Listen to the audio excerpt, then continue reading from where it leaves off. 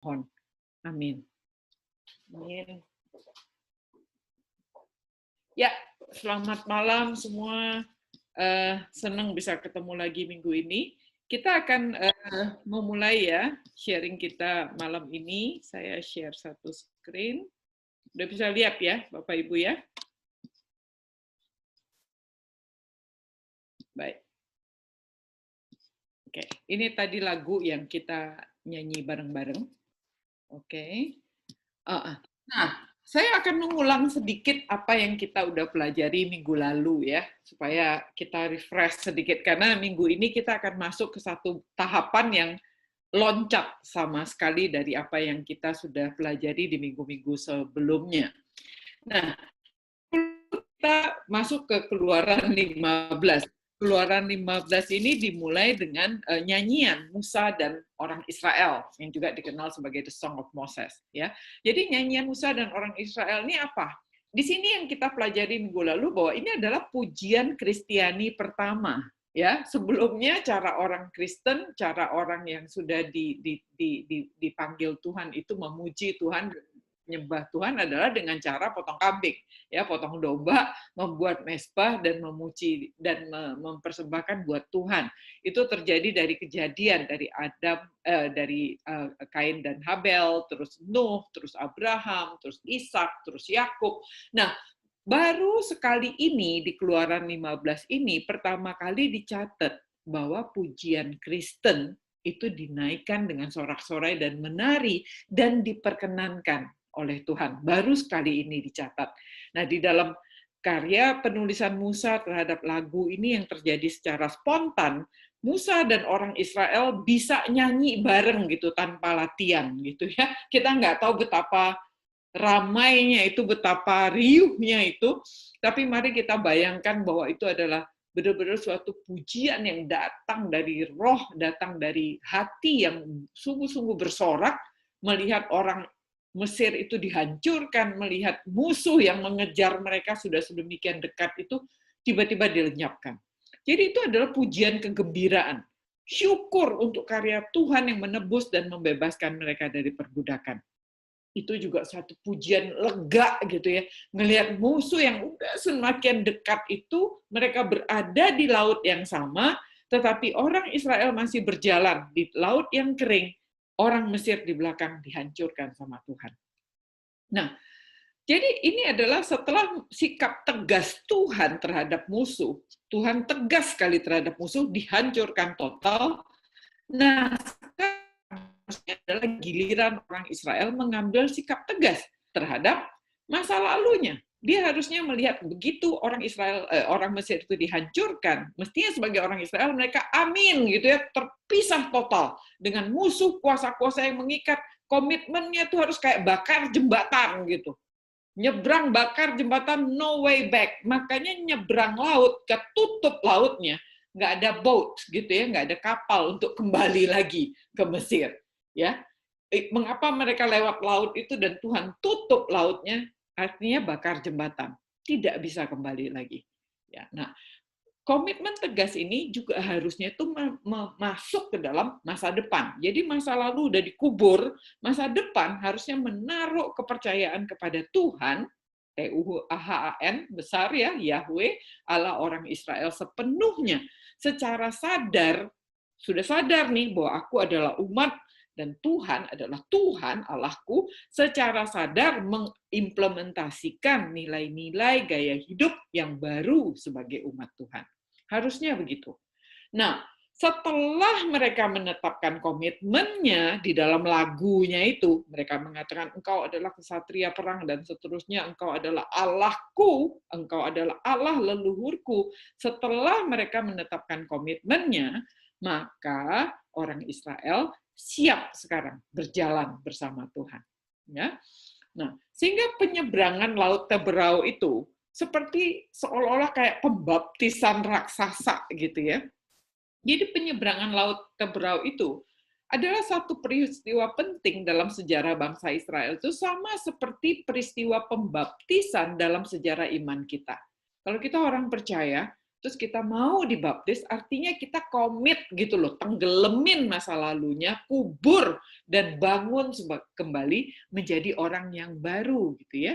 Jadi kita tutup masa lalu yang kelam dan sesat, kita terima penebusan dan keselamatan dari Tuhan, kita bebas dari budak dosa kita, dan musuhnya dihancurin total, habis gitu, dan pemutusan selama-lamanya ikatan dosa dari hidup yang lama. Itu artinya kita tenggelam gitu, ditenggelamkan gitu. Selesai ya, kalau orang yang dibaptis diselam, dimatiin, bangkit kembali ya. Nah, lalu kita bangkit kembali, kepastian akan masa depan bersama Tuhan, artinya kita berkomitmen untuk hidup kudus. Orang Israel dipanggil begitu ya, begitu Passover, begitu Paskah, sudah potong kambing, udah lewat anak sulungnya dilewatkan Tuhan, mereka harus 1 minggu pekan roti tidak beragi, artinya tidak ada ragi, artinya mereka dipanggil untuk hidup kudus. Nah, mereka belajar untuk kenal Tuhan lebih dalam lagi, pribadinya, karakternya, dan karya Tuhan. Di sini mereka lihat Tuhan, Yahweh itu Allah yang menyelamatkan, sekaligus Allah yang menghancurkan. Allah yang mendatangkan shalom untuk umatnya, juga Allah yang sama yang mendatangkan malapetaka untuk musuh-musuhnya. Allah yang berbelas kasihan di satu sisi, tetapi juga Allah yang adil dan menghakimi di sisi yang lain. Allah yang pengasih, tetapi juga Allah yang murka. Nah, itu salah ketik ya, murka. Nah, lalu mereka pasrah akan pimpinan Tuhan, dan mereka patuh dan akan perintah dan ketetapan Tuhan, dan mereka menerima janji, penyertaan, dan berkat Tuhan sepanjang perjalanan ke depan. Nah, itu mestinya yang kita lihat sebagai pembaptisan ya, ketika kita tenggelam dan bangkit bersama Tuhan. Ya, kita menerima janji penyertaan Tuhan dan berkat sepanjang perjalanan kita ke depan.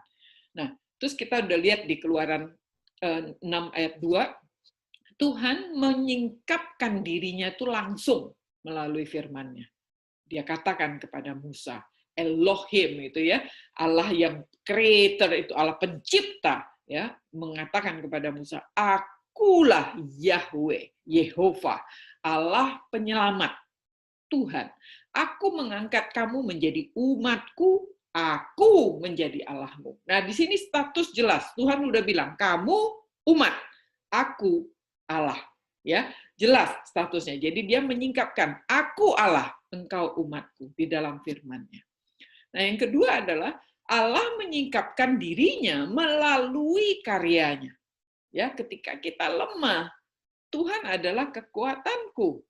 Tuhan itu menggendong kita, Tuhan itu menyelamatkan kita, menolong kita yang lemah ini. Tuhan adalah keselamatanku, makanan bagi yang kelaparan, air bagi yang kehausan. Itu adalah penyediaan Tuhan melalui karyanya. Jadi Tuhan menyingkapkan dirinya melalui karya-karyanya. Ya, nah lalu di minggu lalu juga kita belajar ketika orang Israel sadar dan mengatakan Tuhan adalah kesatria peperangan. Tuhan itu yang perang sendiri, itu Tuhan. Tuhan bilang kamu diam aja, aku yang perang. Tuhan yang berperang. Dan itu membuka mata orang Israel. Kami kecil, nggak apa-apa, kita akan bisa masuk tanah Kanaan. Karena dia tahu Tuhan yang akan berperang. Ya. Nah, lalu kita juga tahu bahwa Tuhan menyatakan dirinya dia the Lord is peace, ya, Yehova Shalom. Dan pada bagian akhir minggu lalu kita belajar tentang worship. Apa sih yang Allah harapkan dari ibadah Kristiani?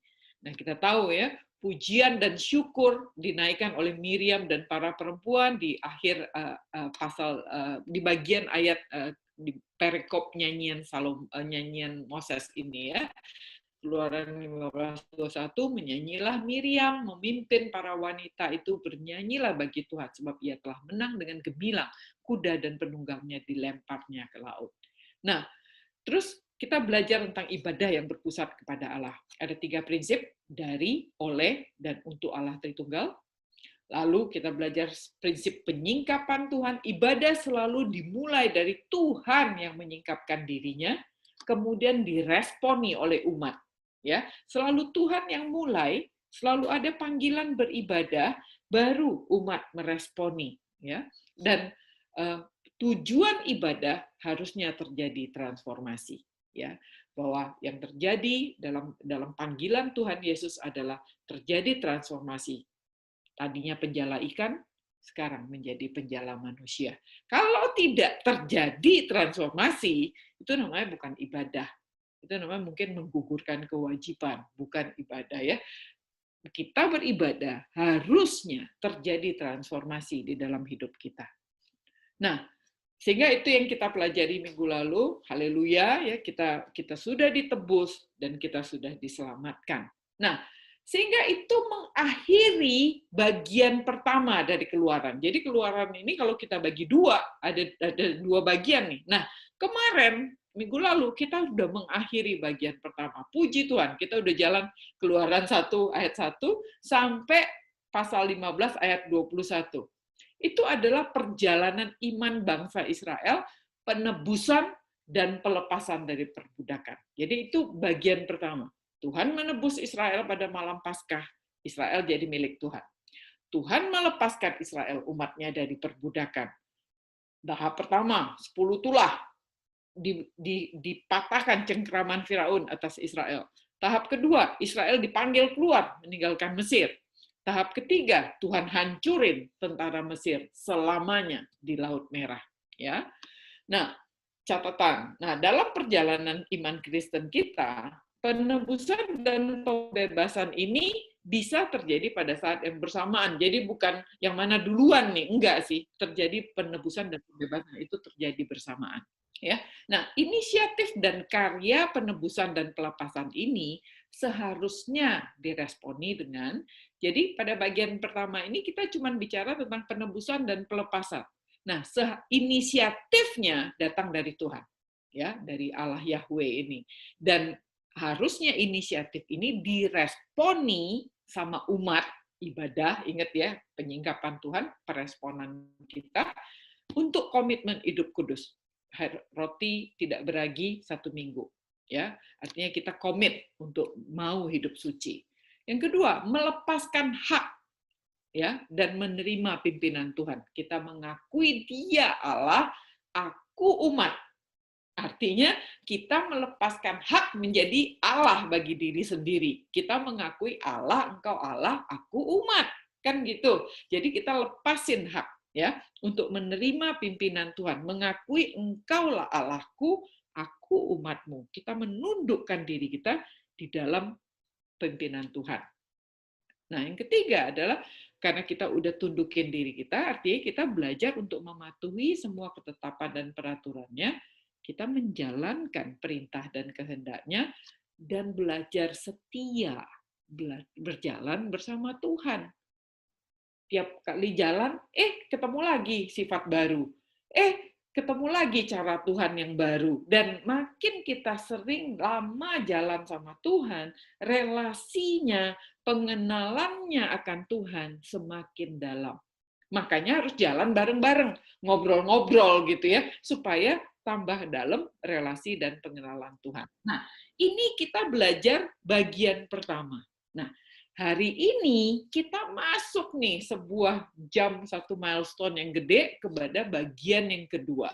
Nah, bagian kedua ini mulai ayat 22, Keluaran 15:22 sampai nanti akhirnya dari Keluaran. Nah, kita akan melihat dan mengenal Tuhan dalam berjalan bersamanya, ya, dalam perjalanan bersamanya. Nah, dan kita akan masukin bagian pertama, bagian kedua ini pertama-tama adalah kehidupan di padang belantara, ya.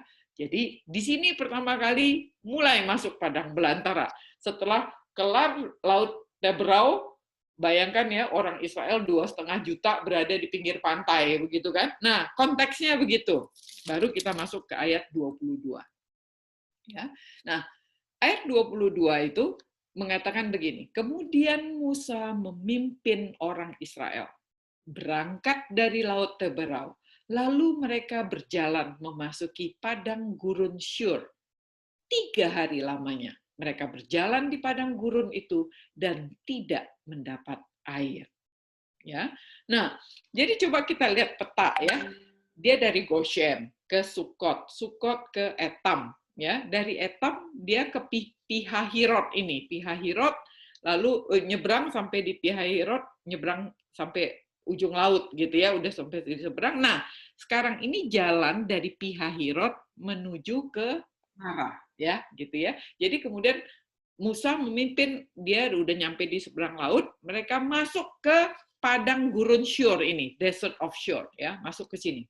Jalan padang gurun nih. Nah, 3 hari lamanya mereka berjalan di padang gurun dan tidak mendapat air. Ya, nah padang gurun yang saya mau tekankan di sini gini, teman-teman, Bapak Ibu semua ya. 3 hari mereka jalan di padang gurun dan tidak mendapatkan air. Sebenarnya itu adalah kalau kita lihat, 3 hari artinya sudah 6 hari mereka keluar dari Mesir. Ingat ya, 3 hari pertama kan dia dari Rameses nih, dari Goshen, Rameses, Sukot, Pihahirot, sampai seberang laut Tebrau. Nah itu 3 hari kira-kira ya, mereka keluar di tengah malam, lalu mereka tersesat begitu, seolah-olah tersesat, terus balik lagi, terus Tuhan bekerja semalam-malaman dan seterusnya begitu. Kira-kira itu 3 hari makan waktu. Ya, nah sekarang 3 hari lagi dari Pihahirot menuju Mara, itu sekitar 60-70 kilometer, jalan 2,5 juta orang. Ya, itu kira-kira perlu 3 hari. Jadi kita 3 hari, kira-kira udah 6 hari nih mereka keluar dari Mesir. Ya, dan ingat, ini masih di awal musim semi. Ingat ya, kalau kita ingat di Keluaran berapa itu? Di Keluaran 12, Tuhan bilang kan, hari ini waktu Paskah itu, ini adalah hari pertama, bulan pertama. Catat, ini adalah hari kemerdekaan kalian, kan gitu ya. Di bulan Abib ceritanya, itu hari pertamanya. Nah, bulan Abib itu dimulai musim semi. Nah, jadi 6 hari ini keadaannya itu berarti masih di musim semi. Jadi ini masih di awal musim semi, bulan Abib, bulan pertama dalam kalender Israel. Saya ingetin lagi kalendernya kayak begini, Bapak Ibu, ya. Ini sudah kita pelajari beberapa bulan lalu. Ingat, ini adalah bulan Abib yang paling atas, ya, bulan Nisan, bulan Abib.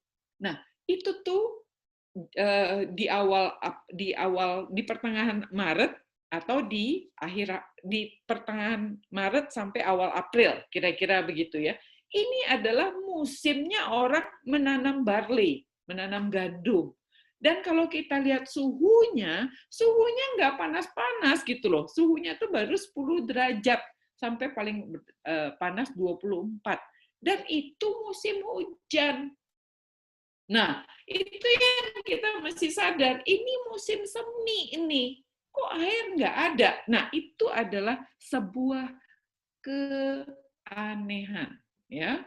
Nah, jadi sampailah mereka di Mara, ya, ayat 23. Kemudian sampailah mereka di Mara, tetapi mereka tidak dapat meminum air yang di Mara itu karena pahit rasanya. Itulah sebabnya dinamai orang tempat itu Mara. Mara adalah tempat persinggahan dalam rute perjalanan ini. Ya, mereka lelah dan haus. Lalu mereka lihat air. Namun air itu nggak bisa diminum. Saya bayangin kalau Mara tahun 2020 di gambar yang di bawah nih. Ya, kami kebetulan saya pernah visit tempat ini ya modelnya ya begitu, cuma satu sumur doang kering gitu. Tapi kita bayangin 2000 ini berapa ribu? 4000 tahun yang lalu zaman Musa ini ya.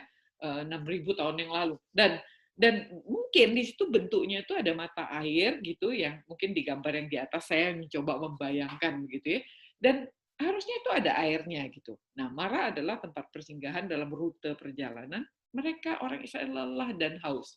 Lalu dia melihat air, namun air itu nggak bisa diminum. Ada airnya, tapi nggak bisa diminum. Artinya ada harapan yang muncul, nggak ada air 3 hari, tiba-tiba muncul air, wah senang nih. Nggak bisa minum. Harapannya muncul, sekarang lenyap. Hal itu menimbulkan apa? Kesel yang jelas. Aduh, gitu ya. Kecewa juga. Ya elah, nggak bisa minum. Dan marah, gitu. Ya, kesel, kecewa, dan marah. Nggak bisa minum. Nah, sebenarnya ini sebuah keanehan yang tadi saya bilang. Karena konteksnya adalah musim semi. Suhu udara 10-24 derajat Celcius, sinar matahari 10-11 jam, dan harusnya ada tanaman hijau. Walaupun mungkin tidak banyak. Dan harusnya mulai ada mata air, tidak kering kerontang. Nah, ini adalah dua gambar yang saya coba cari-cari di Google gitu ya. Musim semi di Gunung Singai bentuknya kayak gitu, ada tanaman. Di Kadesh Barnea juga ada tanaman gitu. Dan ini musim semi. Tadi kita udah lihat ya, kalendernya Israel tadi hujan gitu. Ini musim penghujan juga. Nah, sehingga harusnya ada air. Tapi anehnya, orang Israel tidak mendapat air selama 3 hari perjalanan. Itu keanehan pertama. Keanehan yang kedua, di Marah mereka menemukan air, tapi nggak bisa minum. Airnya pahit, getas. Karena apa? Saya lagi belajar air sekarang ini ya. Air yang tidak bisa minum karena getas pahit itu karena mineralnya terlalu tinggi. Artinya itu terjadi kekeringan yang luar biasa sampai air itu mineralnya begitu tinggi nggak bisa diminum. Nggak enak, rasanya itu pahit banget memang. Nah, logikanya di musim semi nggak terjadi itu. Wong orang lagi musim hujan, baru musim semi, baru selesai hujan-hujanan di musim dingin gitu kan. Kok Nah, ini adalah dua keanehan yang terjadi, ya, nggak ada air dan airnya pahit. Nah, kita coba lihat musim semi di Gunung Singai. Ini contohnya nih, ada airnya, ada tanamannya, walaupun ini kering kerontang dalam tanda kutip gunung-gunung gitu ya. Memang begitulah alamnya di situ. Nah, ini salah satu contoh berikutnya lagi. Mata airnya banyak di musim semi di Gunung Sinai ya. Nah, jadi ayat 24, bersungut-sungutlah bangsa itu kepada Musa. Kata mereka, apakah yang akan kami minum? Nah ini ya, marah dia, berkecewa dia. Nah, kita lihat. Bersungut-sungut itu kata sederhananya adalah mengomel. Ya, mengomel. Apa sih mengomel? Saya coba membawa kita mengerti dulu supaya sama-sama ngerti ya artinya ngomel apa sih. Pasti kita semua mengomel lah.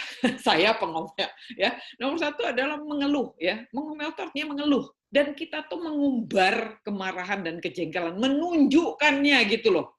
Marah gitu, jengkel gitu tuh ditunjukkan, itu namanya ngomel ya. Nah, dan menyalahkan tanpa upaya mencari solusi. Kamu sih udah dibilangin berkali-kali tetap aja lakuin seperti itu. Nah, ngomel tuh, nyalahin tanpa cari solusi. Nah, mengomel bukan memberi masukan ya, kita bedain ya. Kalau memberi masukan, menegur, menunjukkan kesalahan, dan menunjukkan adanya harapan untuk perbaikan, itu beda. Itu bukan mengomel, itu benar-benar memberikan masukan. Nah, mengomel adalah menyalahkan, mengeluh, mengumbar kemarahan dan kejengkelan. Jadi bersungut-sungut itu mengomel. Nah, mengapa orang mengomel? Mengomel itu menyatakan kekesalan, menyatakan kekecewaan, mengatakan kemarahan. Kenapa? Akibat apa? Ya. Jadi saya belajar nih di beberapa perusahaan saya kerja ditanya, mesti coba cari tahu tuh mengapa, mengapa, 5 mundur, mengapa gitu. Jadi mengapa mengomel? Karena kesel. Mengapa kesel? Karena kecewa. Kenapa kesel? Marah nih ya. Karena akibatnya apa? Apa sebenarnya yang menyebabkan kekesalan, kekecewaan, dan kemarahan itu? Nah, yang menyebabkan kesal, kecewa, dan marah itu sebenarnya harapan yang tidak terpenuhi. Kita berharap sesuatu tidak dipenuhi. Ya. Nah, harapan ini bisa bersifat materi. Seharusnya udah ada, namun nggak ada. Nah, itu bikin jengkel gitu ya, bikin kesel gitu.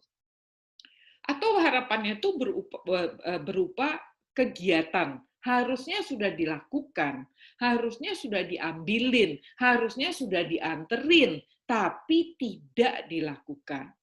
Ya, dan itu bikin jengkel. Nah, lalu tidak menemukan alasan yang tepat mengapa tidak dilakukan. Ya, misalnya kenapa nggak dianterin? Yang disuruh antar diem aja gitu atau jawabnya ngawur, itu bikin kita meledak gitu ya. Ini adalah tuntutan yang sangat subjektif. Mau jawab pun dia ada alasannya, kalau alasannya nggak saya terima, nggak sesuai dengan pemikiranku, tetap kena omel. Ya enggak? Ya. Jadi pemberian alasan itu adalah tuntutan yang sangat subjektif, yang hanya bisa diterima jika sesuai dengan pemikiranku. Oh, saya nggak bisa antar Bu karena kecelakaan, ketabrak mobil sampai kaki patah. Oh iya, iya, iya, iya. Kita bisa maklum. Tapi kenapa nggak dianterin? Aduh, maaf, tadi istri telepon sampai lupa, awon, habis deh, kena omel deh, gitu ya. Nah, itu dia. Jadi, kalaupun dapat alasan, kita mau alasannya itu sesuai dengan kepikiranku, begitu kan. Nah, terus siapa yang diomelin? Sasaran omelan adalah orang yang lalai itu, atau yang dianggap bertanggung jawab untuk semua hal ini. Kita omelin, gitu ya. Nah, insight-nya apa? Sebenarnya mengomel itu sebenarnya mencerminkan isi hati kita yang paling dalam. Sebenarnya itu harus kita akui. Saya ketika membuat renungan ini ya, saya jadi banyak terdiam dan malu dan minta maaf sama suami saya karena saya tukang ngomel. Saya malu sendiri karena betul banget. Jadi mengomel sebenarnya mencerminkan isi hati yang paling dalam. Kita merasa kita tuh berhak gitu. Ya, kita tuh menuntut kenyamanan atau kenikmatan sebagai hak yang memang sudah seharusnya begitu gitu. Nah, kalau engkau nggak melakukan, engkau merusak hakku gitu ya. Terus kita tidak bersedia dan tidak rela menemui dan menjalankan kesulitan gara-gara lu tuh telat nih gua. Gara-gara lu tuh kerjaan tertunda nih. Dan itu ribet tahu nggak? Nah, kita tidak bersedia menemui kesulitan tersebut. Lalu, mengapa kita merasa berhak? Karena kita memandang diri kita tinggi dan merasa layak. Ya, pantes nih gue gitu. Jadi harapan ini adalah dan apa yang kita minta orang lakukan itu, yang kita minta atau yang orang lakukan itu kita anggap enteng gitu. Masa gitu aja nggak bisa? Itu kan gampang. Kan gitu, harapan yang enteng atau mudah dilakukan. Jadi kalau saya tuh pantas marah, pantas ngomelin, dan aku menolak untuk menahan diriku. Memang harus diomelin kok. Nah, begitu ya. Jadi saya merasa pantas untuk ngomel dan pantas untuk marah karena pantas sih diomelin gitu. Nah, lalu mengomel itu berarti berasumsi ada orang yang melayani gitu dan tahu tugasnya dan tanggung jawabnya. Jadi kalau dia tidak lakukan, artinya dia males atau dia nggak tanggung jawab. Sehingga pantas nggak diomelin? Pantas, kan gitu ya.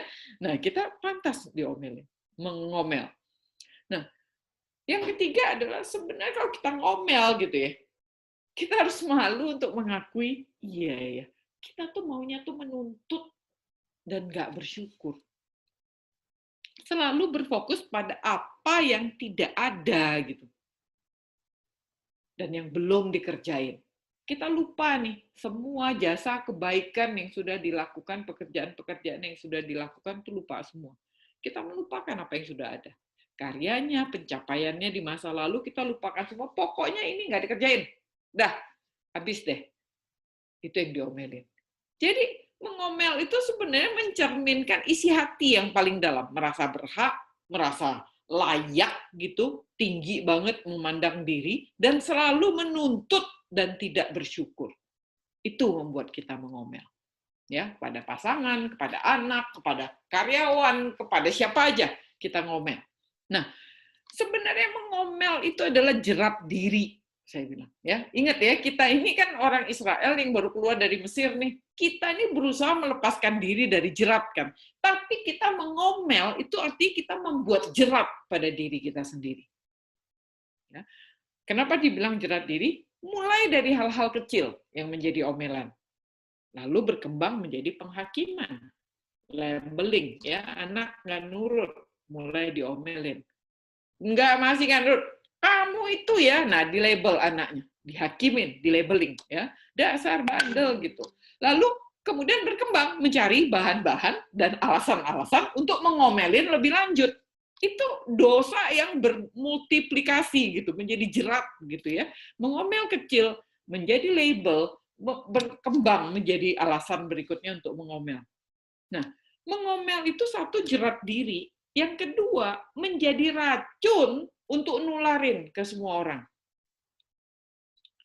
Bagi yang diomelin, ya, orang yang diomelin juga tinggi hati.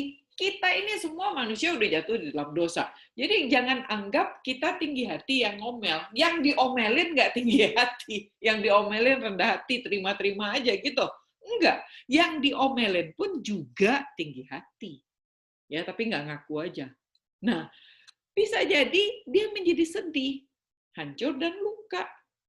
Tetapi bisa juga menjadi kesal, marah, dan nggak terima sebenarnya diomelin. Ujung-ujungnya berontak. Ujung-ujungnya sakit hati. Dan membalas dengan perbuatan yang lebih buruk. Ya, coba deh. Kan begitu, coba kita renungkan. Apa iya benar ya? Kita tuh kalau ngomel, yang kita akibatkan adalah yang seperti ini. Nah, yang lalu orang lain yang mendengarkan omelan kita, bukan yang diomelin nih, yang mendengar omelan kita, yang juga tinggi hati, mendapat contoh dan jadi kompor deh, dan akan ikut menambahkan omelan tersebut dan menjadi pengomel berikutnya. Nah, itu dia. Jadi mengomel itu membuat kita terikat kembali. Itu sebuah dosa yang kembali mengikat diri, mengikat orang yang diomelin, dan mengikat orang lain yang mendengarkan omelan tersebut.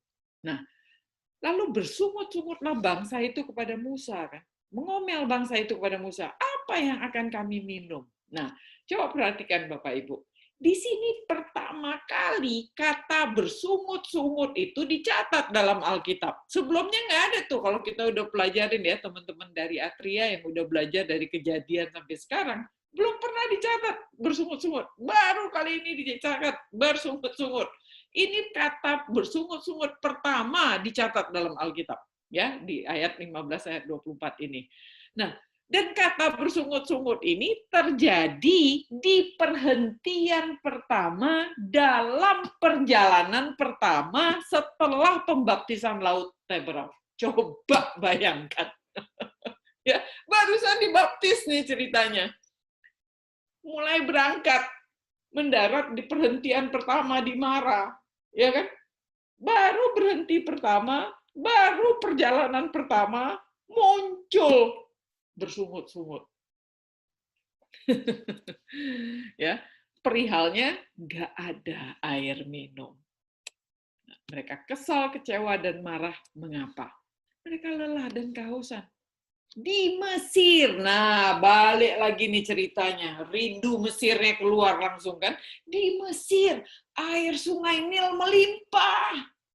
Sekarang mereka dibawa keluar nih dari Mesir dan menemukan kelangkaan air yang tidak pernah mereka temui di Mesir. Sungai Nil panjang, Bo, kan gitu. Buset, airnya banyak banget gitu. Di sini, buset, ngapain bawa kami keluar dari Mesir? Air aja lu kagak punya, kan gitu ya. Jadi mereka marah karena menemukan kelangkaan air ini. Dan bagi mereka ini kemunduran. Dan siapa yang dapat menerima kemunduran? Tadi kita udah dapat air melimpah-limpah. Sekarang kamu suruh kita keluar dari Mesir. Dan sekarang kami tidak ada air. Ini kemunduran. Wah, kan begitu ya. Dan harusnya lepas dari perbudakan, keadaan semakin baik dan semakin sejahtera. Ini kemunduran namanya. Nah, itu yang terjadi dengan, coba kita aplikasikan dalam hidup kita. Rata-rata orang suka downgrade. Ya, am I getting an Apple MacBook with this upgrade? Oh enggak, lu dapatnya Windows 10 aja gitu. Wah, anaknya nangis gitu kan. Tadinya udah bisa nih makan premium Wagyu buffet kan gitu ya. Sekarang kena COVID, gaji dipotong dan seterusnya. Oh ya udah makan nasi kucing aja deh. Atau makan nasi padang pakai telur dadar kan begitu. Ya, ini namanya downgrade. Nah, itu yang dirasakan sama orang Israel. Downgrade. Tadi dapat air melimpah-limpah, sekarang air aja nggak ada. Ampun deh, ya. Dalam industri kita, siapa yang menyangka ada COVID? Sekarang amburadul semua perusahaan. Gaji mulai dipotong, bukan? Bentar lagi kena pecat. Habis kena pecat, usaha tutup. Yang saya mau bilang adalah, nggak ada yang suka, tapi kenyataannya beda dengan harapan. Ya, nggak ada yang suka downgrade, tapi kenyataannya, fakta itu yang kita terima berbeda dari harapan kita, bukan? Nah, ini yang terjadi sekarang, bukan?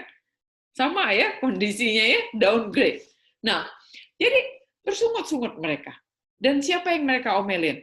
Musa. Jadi mereka bersungut-sungut kepada siapa? Musa. Ya, nanti kita lihat pasal berikutnya dia bersungut-sungut kepada siapa lagi gitu ya. Tapi kali ini dia bersungut-sungut kepada Musa. Nah, orang yang memimpin mereka keluar dari Mesir seharusnya tanggung jawab. Seharusnya mencukupkan kebutuhan mereka.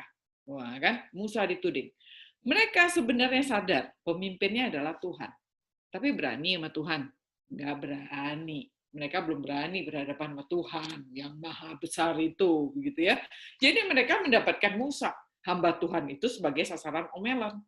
Nah, jadi kambing hitam nih. Jadi, coba kita lihat kita ya, mendapatkan kambing hitam untuk disalahkan itu nyaman rasanya, nggak? Puas gitu. Karena ada kekejaman dalam diri kita ini yang terlampiaskan kalau ketemu kambing hitam. Ya, tuh, salahin dia aja. Gitu. Ya. Nah, Musa jadi kambing hitam. Puas, yang ngomel-ngomel tuh puas gitu, ngomelin Musa. Nah, sebenarnya itu Tuhan menguji orang Israel. Dan ini adalah ujian pertama Tuhan. Ya, sebenarnya Tuhan baru aja mendarat di Mara, perhentian pertama, Tuhan kasih ujian pertama dari Tuhan. Orang Israel itu baru aja menyaksikan, mengalami mujizat maha dahsyat Tuhan, suatu pengalaman langka luar biasa berjalan bersama Tuhan. Apa yang mereka saksikan? 10 tulah. Gila, setahun penuh nih, mulai dari air jadi darah, sungai Nil sampai anak sulung Mesir mati. 10 tulah terjadi dalam kira-kira 6 bulan sampai 12 bulan gitu ya. Mengalami dan dia lihat, wah, tadinya ikut kena. Tulah ketiga nggak kena, terus nggak kena. Anak sulung selamat gitu ya. Apa bukan suatu pengalaman mujizat dahsyat yang mereka alami? Mereka diluputkan dari kematian anak sulung dan mereka keluar dari Mesir 430 tahun setelah jadi budak dengan kaya raya. Orang Mesir kasih dia duit, orang Mesir kasih dia perhiasan, kasih dia emas, kasih dia kain bagus-bagus. Dia keluar dengan kaya raya. Apa nggak ajaib itu? Mujizat itu. Ya, nah mereka diselamatkan, dia berjalan di dasar laut yang kering, sementara di laut yang sama tentara Mesir ditenggelamin. Nah, mujizat-mujizat yang mereka alami membawa kekaguman, kagum dia kan, dan puncak kekaguman mereka atas mujizat-mujizat dahsyat ini keluar dalam bentuk puji-pujian, bukan? Yang tadinya potong kambing yang saya bilang, tiba-tiba mereka sampai di tepi laut Teberau setelah mereka diselamatin, yang keluar adalah mereka nyanyi sama-sama. Dan itu adalah puncak kekagumannya. Dia memuji Tuhan, dia kagum, dia kaget dengan mujizat-mujizat dahsyat ini, dan keluar dalam puji-pujian terhadap karakter, terhadap pribadi dan karya Tuhan. Dia gedein kan, engkau kekuatanku, engkau satria perang, engkau luar biasa, kau tenggelamin orang Mesir dan seterusnya. Ya. Nah, mujizat bagi mereka adalah pertunjukan kehebatan dan kedahsyatan Tuhan. Ada yang salah nggak dengan itu? Enggak. Karena memang mujizat adalah pertunjukan dari kehebatan dan kedahsyatan Tuhan, bukan dari air menjadi darah nih, sampai ketemu tiang pilar, tiang awan, tiang api. Semuanya itu dahsyat Tuhan, begitu kan? Mengagumkan nggak? Oh pasti. Tuhan bagi mereka adalah Allah yang maha hebat dan maha dahsyat, nggak lawan punya. Mereka sangat menyukai mujizat Tuhan, terutama yang memberi dampak baik dalam ukuran daging mereka. Ya kan? Si Mesir kena kutu, aku enggak. Si Mesir kena belalang, aku enggak. Si Mesir kena hujan es, aku enggak. Si Mesir mati anak sulung, aku enggak. Dia diselamatin terus kan? Oh, happy dia dengan mujizat Tuhan. Nah, jadi mujizat mengagumkan mereka. Oh iya, Tuhan maha dahsyat. Oh iya, dahsyat, baik Tuhan. dan itu memberi dampak terhadap dagingku kok. Tuhan baik. Nah, sehingga mereka memperlakukan Tuhan sebagai Allah palu gada. Apa lu minta gua ada. Itu dia. Ya. Jadi dia bilang begini nih, kalau Tuhan nih belah laut aja bisa, masa sediain air minum nggak bisa? Hayah, kecil lah itu, gitu kan? Ya. Pertolongan demi pertolongan dari Tuhan yang selama ini mereka terima, mereka anggap itu haknya. Dan itu sudah menjadi kewajiban Tuhan untuk memenuhinya. Ya. Mereka nggak ngerti yang namanya konsep anugerah.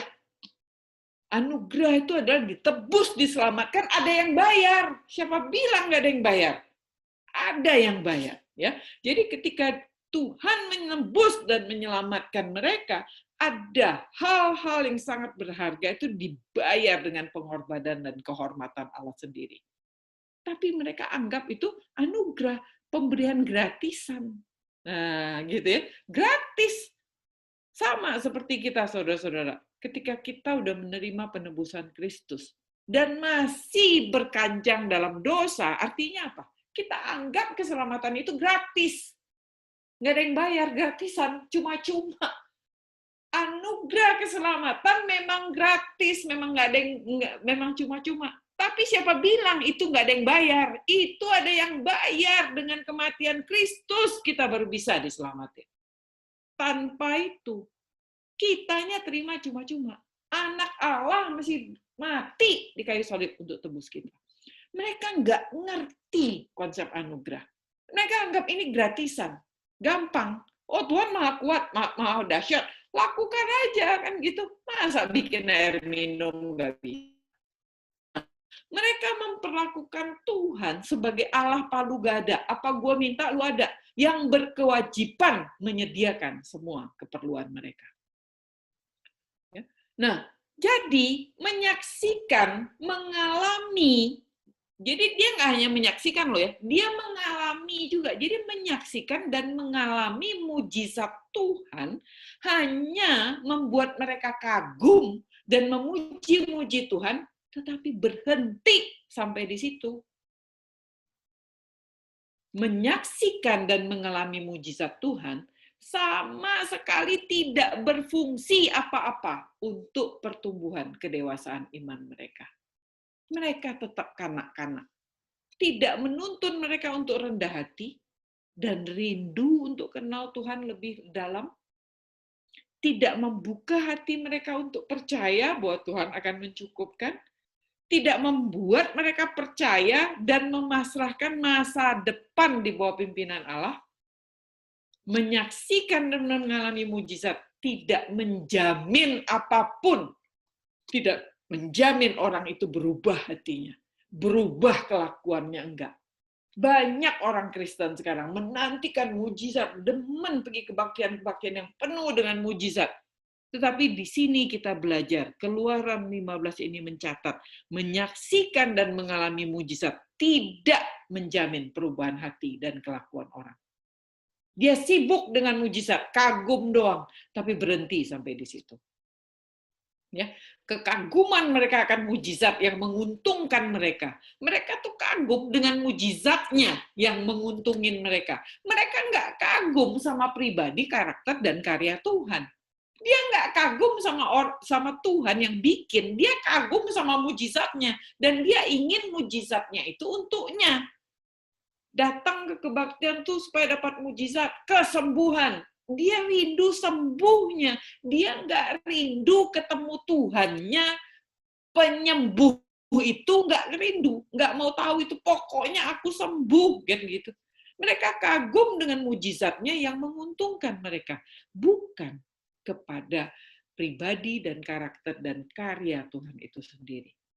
Nah, dan kekaguman mereka itu berhenti, stop, hanya dalam wujud puji-pujian, tari-tarian, dan perayaan-perayaan. Makanya banyak gereja sibuk dengan puji-pujian, sibuk dengan menari-nari, sibuk dengan perayaan demi perayaan demi perayaan. Kagum, kekaguman kita akan Tuhan itu berhenti sampai di situ.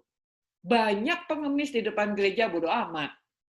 Orang mau tenggelam kayak bodoh amat. Tidak melakukan tugas kita sebagai orang Kristen untuk mengasihi sesama. Kita sibuk bersikuap, kagum, puji Tuhan, tapi berhenti sampai di situ. Ya, mengapa? Nah, ini yang saya mau bahas. Jadi, pertanyaan adalah mengapa? Coba tanya lagi, mengapa? Mengapa kok berhenti sampai di situ? Nah, ada satu jawaban yang dalam sebenarnya. Karena saya bilang mentalitas budak. Saya akan coba jelaskan apa yang saya maksud dengan ini ya. Mengapa? Karena mentalitas budak. Jadi secara status, mereka bukan lagi budak. Dia udah lepas kan dari Mesir kan, dan Tuhan udah kasih identitas baru. Noh, bangsa Israel merdeka kan gitu. Engkau bangsa merdeka sekarang, ya. Engkau menjadi umatku, aku Tuhanmu, kata Tuhan kan. Engkau menjadi umatku, engkau tidak lagi menjadi budak. Nah, secara status mereka bukan lagi budak. Namun mentalitas budak masih melekat. Apa yang disebut mentalitas budak? Budak itu adalah penerima pasif. Budak itu terima upah sebagai kompensasi kerja paksa yang mereka lakukan. Mereka kerja, bos yang kasih makan, kan gitu. Mentalitas budak bukan? Kita suka bilang tuh mentalitas kuli, kan gitu. Kalau nggak diupah nggak mau kerja. Itu kan mentalitas kuli, bukan mentalitas entrepreneur kan gitu ya. Kalau diupah baru mau kerja. Kalau diketok baru mau jalan. Nah, itu adalah mentalitas budak. Mereka biasanya penerima pasif, terima upah baru kerja. Kerja, bos yang bayar. Nah, mereka karena budak nggak pernah diajar untuk berinisiatif, untuk kreatif, untuk proaktif cari solusi. Itu bukan kerjaan budak. Budak ya budak kan gitu ya. Nah, jadi walaupun sekarang udah jadi umat pilihan, udah jadi status orang merdeka, namun mentalitas budaknya itu masih melekat kuat. Nah ini ya, saya punya anjing namanya Polly. Kasih gambar Polly.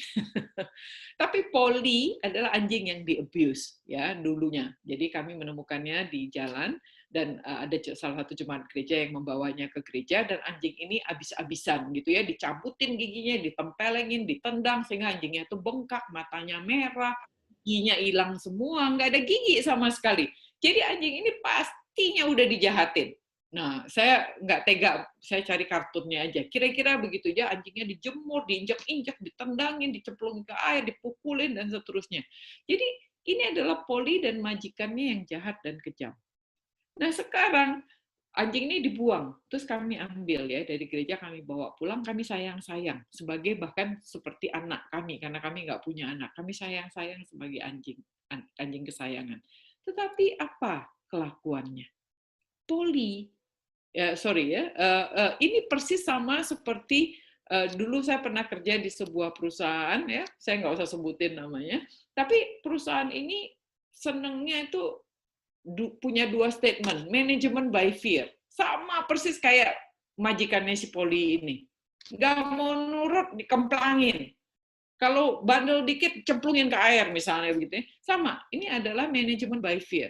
Dua kalimat unggulan, dua kalimat saktinya di perusahaan ini adalah I don't care, ya, you have to. Nah, that the kalimat yang keduanya. Jadi kalau mau nyuruh apa-apa, but boss ini nggak bisa, nggak peduli, I don't care, you have to. Nah itu dia, dua kalimat sakti. If you don't do it, selesai urusan. Ya, tinggal bye-bye kan gitu. Nah, jadi ini adalah sama. Kalau dalam anjing begitu, dalam manusia begini, I don't care, you have to. Nah, ini kalimat statement yang selalu diulang-ulang yang membuat perusahaan itu seolah-olah bisa bertumbuh dengan sangat baik karena semua orangnya kerja dengan ketakutan. Dan perusahaan itu bisa berhasil loh. Karena kejamnya kayak begitu gitu. Ya. Dan itu yang terjadi. Dan ini merupakan sebuah pengalaman yang mengerikan. Nah, sehingga balik ke cerita si Polly tadi, si Polly sekarang sudah diadop sama kami, dan kami menyayangi anjing ini. Kami sayang sama dia. Tapi apa yang terjadi dengan Polly? Polly dengan majikan yang baik, dia tidak percaya. Dia selalu ketakutan. Kalau saya Misalnya kayak tadi pagi saya buka kulkas, tiba-tiba meluncur sebuah toples kecil, pecah, brak gitu. Si Poli langsung kabur naik ke atas. Karena dia ketakutan. Karena dia merasa saya marah. Dia ingat bosnya yang lama. Sehingga anjing ini menjadi selalu ketakutan. Misalnya saya ngajar begini, ini kan suara saya kencang ya. Nah, dia langsung mengkerut tuh di situ. Jadi Poli, walaupun majikannya, saya bukan bilang saya majikan ideal ya, tapi saya sayang sama anjing ini, tetapi anjing ini tetap ketakutan. Karena dia punya mentalnya tuh sudah rusak gitu. Dan itu perlu waktu cukup lama untuk mengembalikan trust-nya. Ya. Jadi walaupun bosnya udah ganti, anjing itu tetap ketakutan. Nah, jadi perlu waktu untuk punya healthy mentality dan full trust kembali, gitu ya. Nah, itu yang terjadi. Banyak perusahaan modelnya kan kayak gini. Bos itu cuma perintah-perintah, bukan menjadi leader yang bertanya. Bos itu cuma kasih tahu, ini mesti dilakukan kayak gini, tidak mencontohkan. Ya, bos itu cuma suruh perintah, pergi sono. Tapi leader harusnya ngajak pergi bareng, kan gitu. Ya. Nah, kita sadar nggak sadar jadi Mesir. Bos itu suka salahin yang di bawah, kan gitu. Mestinya leader itu sama-sama memperbaiki yang rusak. Ya. Bos itu pakai anak buahnya itu untuk kepentingan dirinya, mestinya leader itu justru mengembangkan anak buah. Ya. Bos itu apa-apa gue. Nah, kalau leader itu kita bersama-sama. Nah, Tuhan kita itu mirip kalau dalam prinsip manajemen ini harus itu seperti leader gitu. Kita itu sebagai anak-anak Tuhan juga harusnya sebagai leader. Nggak boleh jadi bos. Siapa lu gitu kan gitu ya. Mestinya kita sebagai leader karena itu adalah prinsip-prinsip Kristiani yang kita bisa terapkan di tempat kerja kita. Nah, ada 3 macam mentalitas orang Israel. Dari budak kerja paksa, punya majikan Mesir yang kejam, ingat ya si Poli dengan majikannya yang kejam itu, ya menjadi orang merdeka, umat pilihan, rekan kerja Allah yang adalah kasih.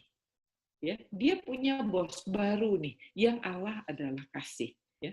Nah, reaksinya ada 3 dari budak, ya, yang mendapat anugerah. Jadi tadinya budak, sekarang jadi orang merdeka.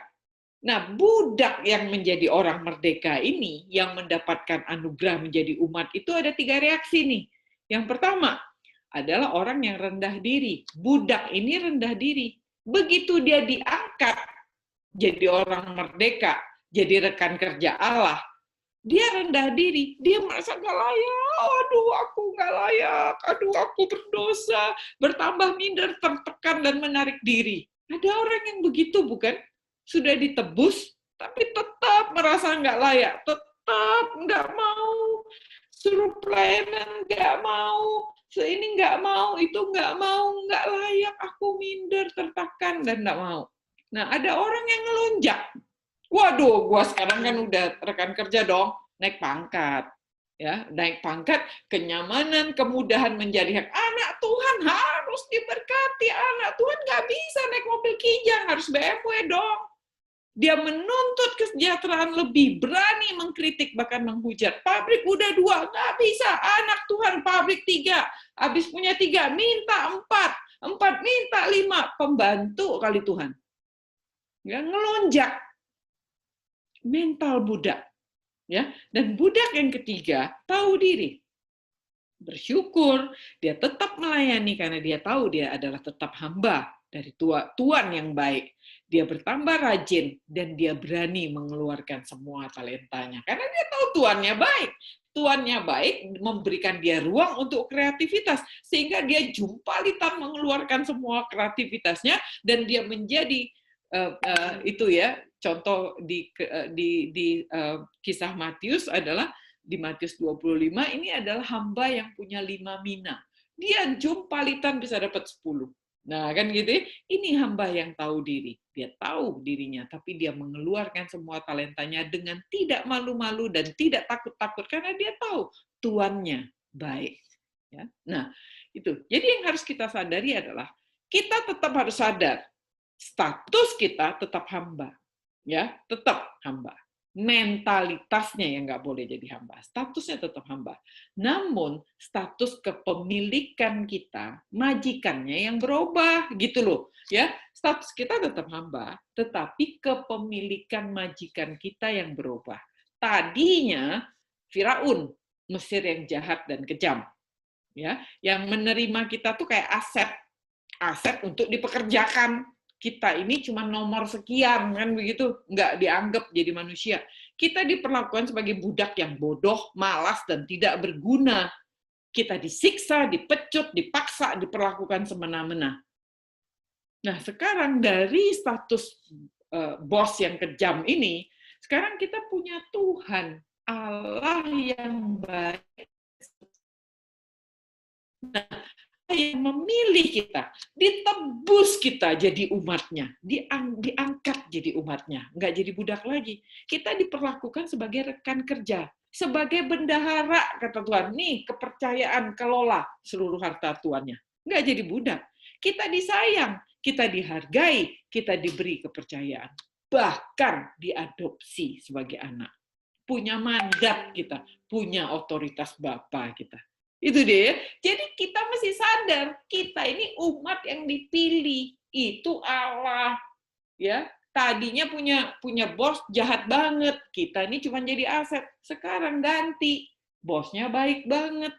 Kita dikasih kepercayaan, bahkan diangkat anak. Kan gitu ya.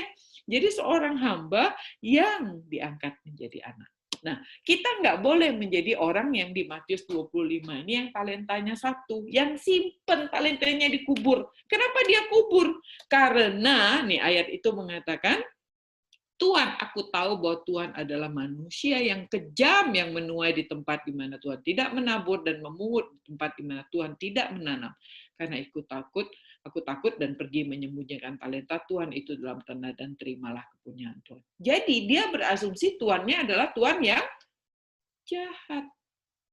Hamba yang menyimpan suatu talenta ini adalah budak yang tetap menganggap tuannya adalah tuan Firaun yang jahat itu. Dan itu bukan karakter Tuhan.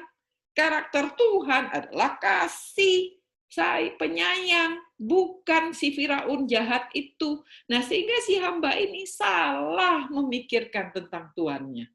Ya, dan itu yang Tuhan bilang, engkau hamba yang malas dan jahat. Nah, karena dia salah memprediksikan Tuhan. Nah, itu kesalahan yang fatal, teman-teman. Nah, jadi lalu kita lanjutkan ayat 25 ya. Berserulah Musa kepada Tuhan. Dan Tuhan menunjukkan kepadanya sepotong kayu. Musa melempar kayu itu ke dalam air dan air itu menjadi manis. Nah, Musa nggak counter orang Israel. Lihat nggak di sini? Jadi Musa tuh berseru kepada Tuhan. Orang Israel kan mengeluh sama dia. Apa yang kami minum? Ngomel sama Musa kan? Musa berseru kepada Tuhan. Musa nggak counter sama orang Israel. Musa nggak berbantah-bantahan sama, diam lu pada ya. Nggak begitu. Ya, dia nggak ngomong apa-apa, dia tidak counter orang Israel, tidak berbantah-bantahan dengan orang Israel. Ketiadaan air memang fakta dan menjadi persoalan bersama. Memang nggak ada airnya dan airnya nggak bisa diminum, pahit. Itu faktanya begitu. Musa tidak membantah itu, terima dia. Ya, namun Musa tidak ikut mengomel. Ia tidak menyalahkan siapa-siapa. Musa memperlakukan orang Israel dengan hormat. Dia nggak balas ngomel. Kalian pengomel, nggak begitu ya. Dia diam aja. Dan dia cuma berseru kepada Tuhan. Ya, jadi Musa melakukan langkah yang tepat di sini. Ya, sebagai pemimpin, dia melakukan langkah yang tepat. Yang nomor satu, dia datang berseru, curhat kepada Tuhan. Tuhannya yang baik. Ya, ingat ya. Jadi Musa mengenal Tuhan. Dia sadar sekarang Tuhan itu Tuhan yang baik.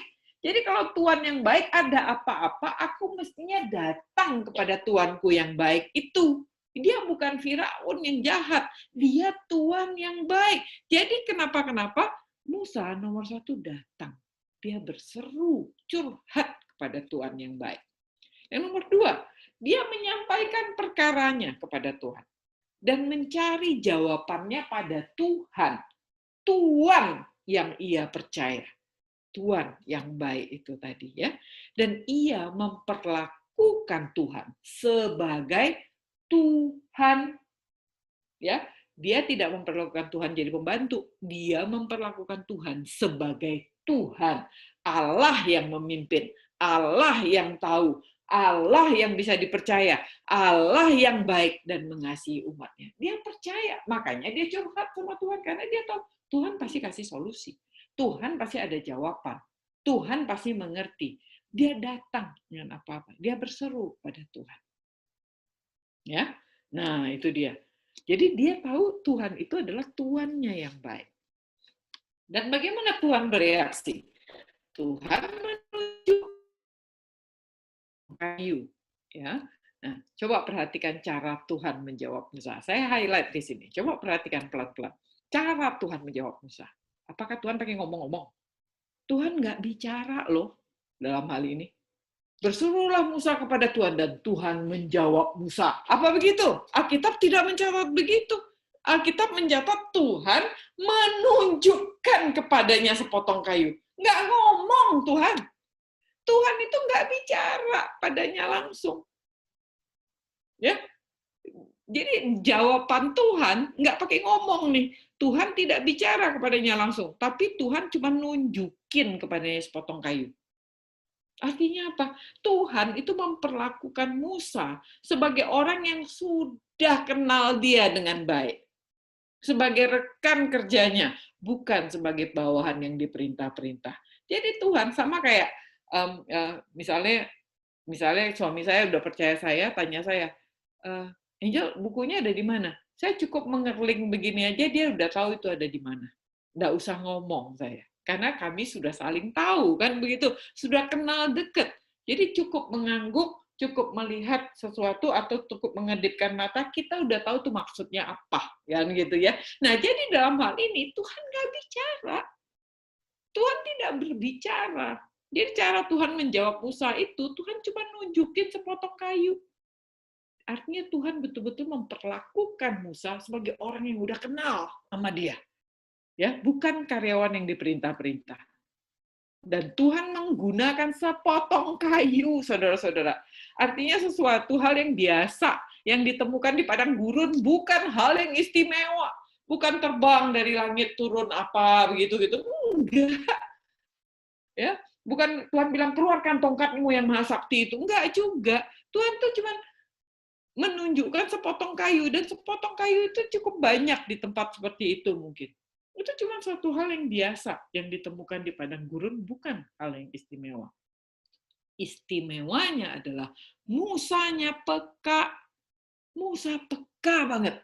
Karena Musa telah mengasah kepekaannya dan sekarang ia dapat mengerti dan menjalankan petunjuk Tuhan. Musa yang mengalami dan menyaksikan Allah yang maha dahsyat itu sendiri lulus ini sekarang. Dia peka ini sekarang. Dia nggak kayak orang Israel yang budek, yang buta. Dia peka sekarang dan dia mengerti dan dia sudah tahu dan sensitif. Ia mengenali suara Tuhan walaupun Tuhan nggak ngomong melalui hal yang ditunjukkan Tuhan. Ia mengenali sepotong kayu biasa sebagai alat yang Tuhan mau pakai. Nah, ini luar biasa bukan? Kadang-kadang kalau kita minta petunjuk Tuhan, ya kita maunya tuh yang istimewa, gitu, yang lain daripada yang lain. Padahal sering sekali Tuhan itu sepotong kayu biasa. Dan Musa mengenali itu. Jadi nothing special gitu loh. Mengenali sepotong kayu biasa sebagai alat yang Tuhan mau pakai. Ya. Dan ia mengenali cara yang Tuhan mau terhadap kayu ini. Ya. Dia tahu nih, Tuhan suruh lempar kayu itu ke dalam air. Tuhan nggak suruh loh, nggak ngomong loh. Musa itu melemparkan kayu itu dalam air itu, di ayat ini tidak dicatat Tuhan menyuruh Musa melempar. Enggak, Musa lemparin aja. Ya, karena dia tahu, dia sensitif. Dan persoalan mereka selesai. Air pahit itu menjadi bisa diminum. Jadi si Musa ini diambil batang pohon, dia lempar. Yang istimewa adalah dia peka. Nah, itu dia. Jadi key-nya itu ada di kepekaan kepekaan Musa untuk mendengarkan Tuhan dan tahu perintah Tuhan, jalaninnya gimana tuh tahu dia. Walaupun Tuhan nggak ngomong. Sakti nih si Musa. Ya, mari kita belajar dari Musa. Ya, Musa nggak menyepelekan persoalan. Persoalan air nggak ada, betul, itu persoalan luar biasa berat. Ya, nah Musa datang dan berseru apa adanya kepada Tuhan. Dia tidak menunda untuk datang pada Tuhan. Dia nggak bilang, udahlah tahan aja sebentar lagi, kenapa sih? Enggak. Tapi dia datang pada Tuhan. Dia tidak sok hebat sebagai hamba Tuhan. Dia enggak, bentar ya, aku naik ke Bukit Sinai dulu, betapa dulu. Enggak, dia enggak sok. Pada saat itu juga, dia datang kepada Tuhan dan dia tidak menyendiri. Karena Tuhan tunjukin dia potong kayu, artinya masih di sana, dia menerima kayu itu dan dia lempar. Ya, dia bersungguh hati ketika dia meminta pertolongan Tuhan. Dia nggak cari muka gitu loh. Dia sungguh-sungguh nggak tahu bagaimana dan dia datang kepada Tuhan dan bersungguh hati minta pertolongan. Musa tidak memanipulasi Allah dalam memenuhi kebutuhan ini. Ya, dia bisa saja memanipulasi Allah, ya, baik-baikin Allah kan gitu. Enggak, dia tidak menggadang-gadangkan Allah. Enggak cari muka, enggak manis-manis sama tuh engkau lah Allah, Yehova apa segala macam, Elohim dan seterusnya. Enggak. Dia cuma berseru kepada Tuhan dan Tuhan tunjukin dia kayu itu, dia langsung lempar. Ya, dia enggak manis-manis sama Tuhan. Dia enggak berdoa bertele-tele memuji Allah itu baik, mengenang kebaikan Allah itu, ya, memuji Allah itu baik.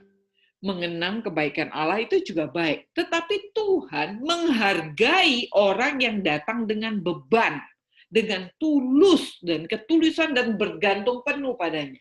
Jadi bukan karena doa kita baik, bukan karena doa kita panjang, bukan karena doa kita indah. Terus Tuhan, wah ini beneran nih doanya mantap kan begitu. Enggak. Tapi Tuhan menghargai orang yang datang dengan beban. Air nggak ada. Tuhan, gimana ini? Nggak bisa minum 3 hari. Ini musim semi, tapi ini hujan nggak ada, nih air nggak ada, nih bagaimana?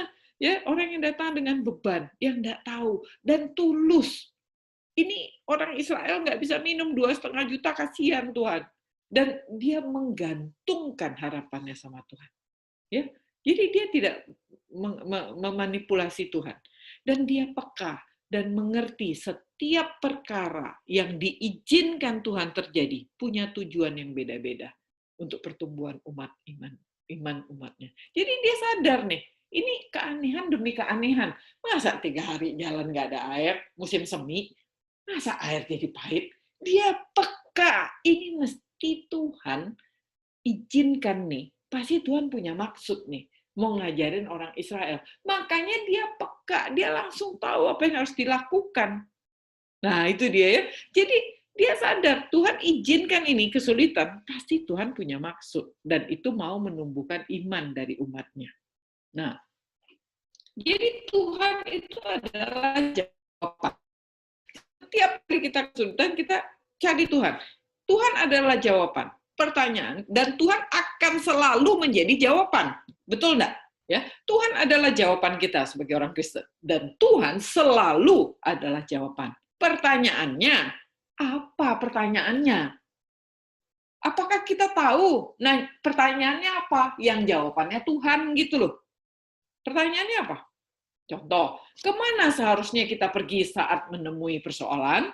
Jawabannya Tuhan. Nah, kan gitu. Jadi pertanyaannya apa di dalam hidup kita nih? Ini contoh general yang saya bikinnya. Kemana seharusnya kita pergi ketika kita menghadapi persoalan, baik persoalan luar maupun persoalan dari dalam diri kita? Jawabannya datanglah kepada Tuhan. Kan begitu. Dari siapa petunjuk satu-satunya yang seharusnya kita cari? Jawabannya dari Tuhan. Saya sekarang kan jadi konsultan ya. Banyak orang tanya sama saya kan, Bu Angelin, ini sekarang bisnis lagi susah nih, gini. Kita sebaiknya bisnis apa ya? Saya bilang sama mereka, saya juga pernah cerita ini di kelas ini kan. Saya bilang, saya nggak mau jadi setan.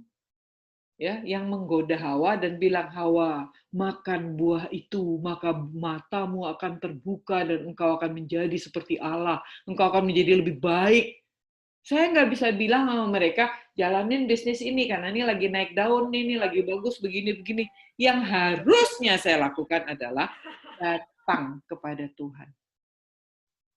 Ya, tanya sama Tuhan. Karena bisnismu itu adalah kepercayaan yang Tuhan kasih kepada kamu, bukan punyamu. Jadi, kalau Tuhan itu adalah jawaban, tahu nggak kita pertanyaannya apa? Jadi kepada siapa petunjuk satu-satunya yang seharusnya kita cari? Tuhan. Bagaimana dengan bisnisku? Tuhan. Bagaimana dengan anakku? Tuhan. Bagaimana dengan pasanganku? Tuhan. Nggak ada di dalam dunia ini satupun yang jawabannya bukan Tuhan. Sehingga coba kita cari pertanyaannya dan mengerti yang jawabannya itu Tuhan. Nah, setelah itu jangan kepo. Jangan sok bikin jawaban sendiri. Jangan sok bikin, kayak saya tadi, konsultan, menganjur-nganjurkan orang untuk begini begono, tidak tanya Tuhan. Jadi setan. Nanti yang tanggung jawab sini, masuk neraka, jelas. Kan gitu. Nah, siapa pemilik hidup yang seharusnya menerima kepercayaan kita 100%?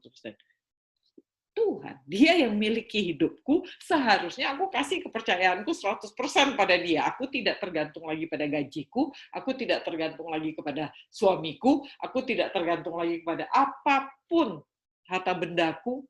Harusnya ya bergantung sepenuhnya 100% kepada Tuhan.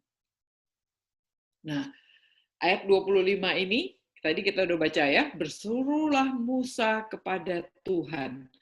Dan Tuhan tunjukkan kepadanya sepotong kayu. Musa melemparkan kayu itu ke dalam air, lalu air itu menjadi manis. Ayat ini belum selesai, saudara. Ini baru A. B-nya apa? Di sanalah Allah memberikan ketetapan dan peraturannya kepada mereka. Dan di sanalah Ia menguji mereka. Ini ayat beautiful loh. Jadi ayat 25 ini utuhnya begitu. Dari tadi itu kita membahas bagian A aja. Rupanya bagian B-nya ayat ini belum selesai, ya. Jadi setelah Musa lakukan, langsung Tuhan memberikan ketetapan dan peraturan kepada mereka. Dan di sini kita baca, di sanalah Ia menguji mereka. Jadi benar kan? Bahwa Tuhan menguji mereka. Air nggak ada di musim semi, tiba-tiba airnya pahit. Dan Tuhan menguji mereka di perhentian pertama mereka, di dalam perjalanan pertama mereka. Tapi begitu Musa nurut, Tuhan langsung kasih ketetapan dan peraturan. Nah, jadi Tuhan dapat memakai apa saja. Dalam hal ini keadaan alam untuk mencobai mereka, ya. Orang Israel belum lulus. Dapat F, fail orang Israel. Musa lulus.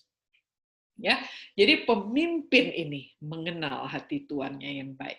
Dia tahu apa yang harus dikerjakan untuk menyenangkan tuannya. Dan pemimpinnya lulus, puji Tuhan. Ya, dan Tuhan sang tuan yang baik tadi kembali beranugerah, langsung memberikan ketetapan dan peraturan, langsung sesaat setelah Musa peka akan petunjuknya dan tahu apa yang harus dilakukan untuk menyelesaikan persoalan. Cemplungin kayu, air jadi manis, persoalan selesai, Tuhan memberikan ketetapan dan peraturannya. Hebat ya. Di sini Tuhan sebenarnya mau mengingatkan dan mengajarkan kepada umat Israel untuk mengenali bahwa apa? Bahwa Ia adalah Tuhan. Allah yang baik dan setia. Bukan majikan Mesir yang jahat dan kejam. Datang padaku. Itu yang Tuhan mau bilang. Come, curhat kepadaku. Ya, pengenalan akan pribadi Tuhan sebagai Allah yang baik dan setia ini penting. Ya, Tuhan itu mau dia tuh dikenalin sebagai Allah yang baik dan setia agar orang Israel itu percaya sepenuhnya sama dia. Ya, karena perjalanannya akan jauh nih. Karena perjalanan bersama Tuhan menuju ke tanah perjanjian ini baru mulai, baru perhentian pertama, perjalanan pertama. Akan banyak persoalan yang harus dilalui. Baik persoalan dari luar musuh kejar, laut perlu dihadapin, minum nggak ada, dan lain sebagainya, maupun persoalan dari dalam diri sendiri, mentalitas budak, ya, kehilangan kepercayaan dan seterusnya, banyak persoalan. Jadi makanya Tuhan di titik ini dia menguji orang Israel untuk membuktikan bahwa Allah itu adalah Allah yang baik dan setia. Tapi orang Israel gagal. Musa, puji Tuhan, lulus, ya, dan sebagai pemimpin Tuhan reken pemimpinnya. Nah, makanya ayat 26 firman Tuhan, jika kamu sungguh-sungguh mendengar suara Tuhan Allahmu dan melakukan apa yang benar di matanya dan memasang telingamu kepada perintah-perintahnya dan tetap mengikuti segala ketetapannya, maka aku tidak akan menimpakan kepadamu penyakit manapun yang telah kutimpakan kepada orang Mesir. Sebab aku, Tuhanlah yang menyembuhkan engkau. Nah, lihat ya, ini syarat dari Tuhan. Berapa banyak kata kerja aktifnya, coba berhitung, coba perhatikan dengan sungguh-sungguh. Kata kerja aktif dari umatnya yang dituntut sama Tuhan.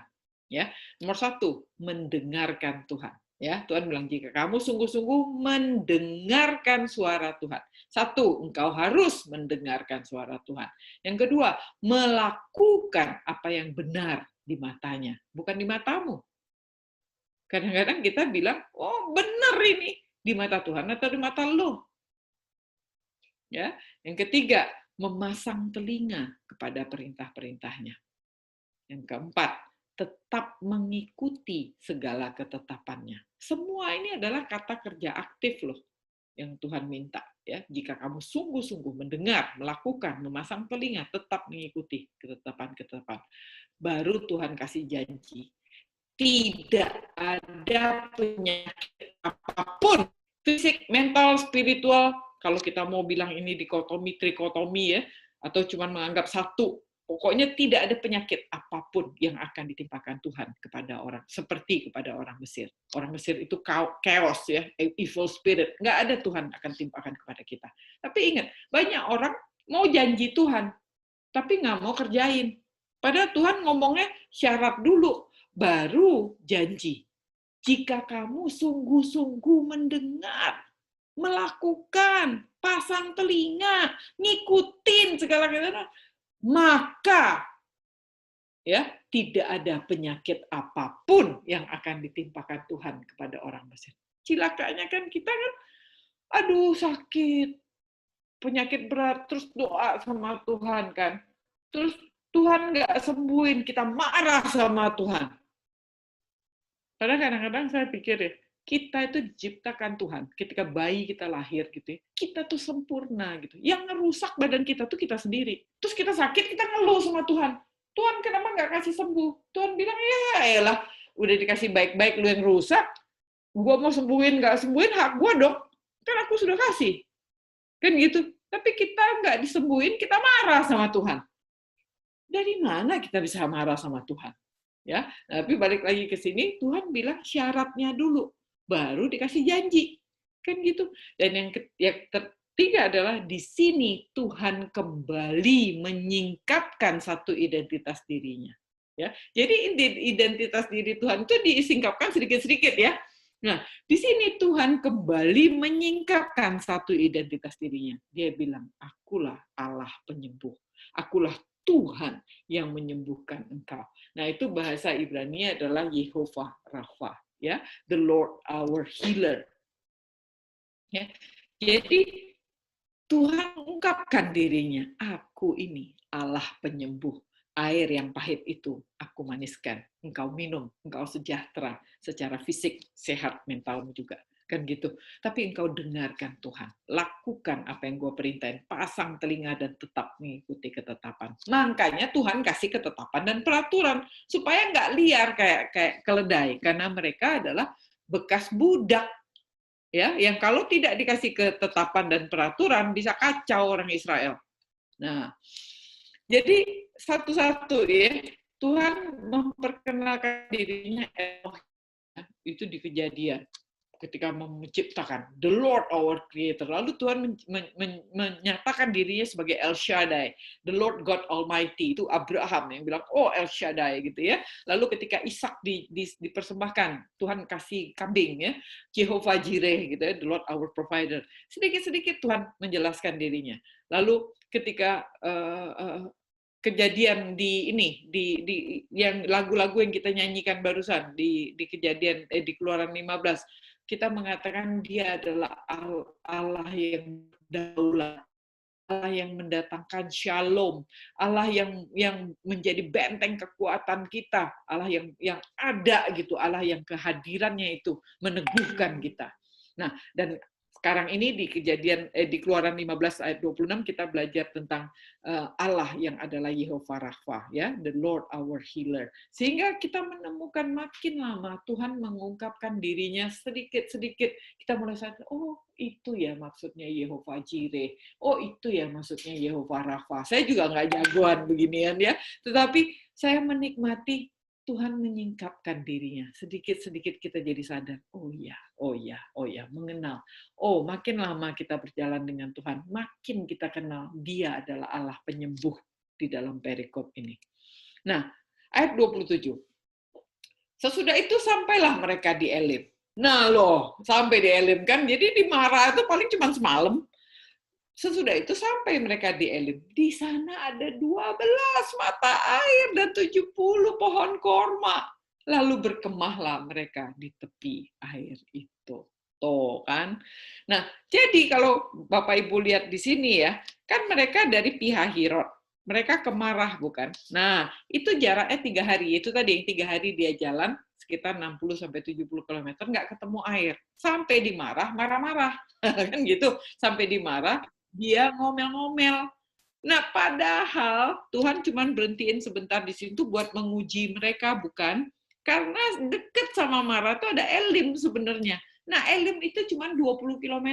Harusnya kalau Tuhan buka rahasia gitu kan, bentar lagi juga ada air kok, 20 km lagi, jalan aja setengah hari lagi nyampe kok. Tapi Tuhan nggak mau, Tuhan diam aja.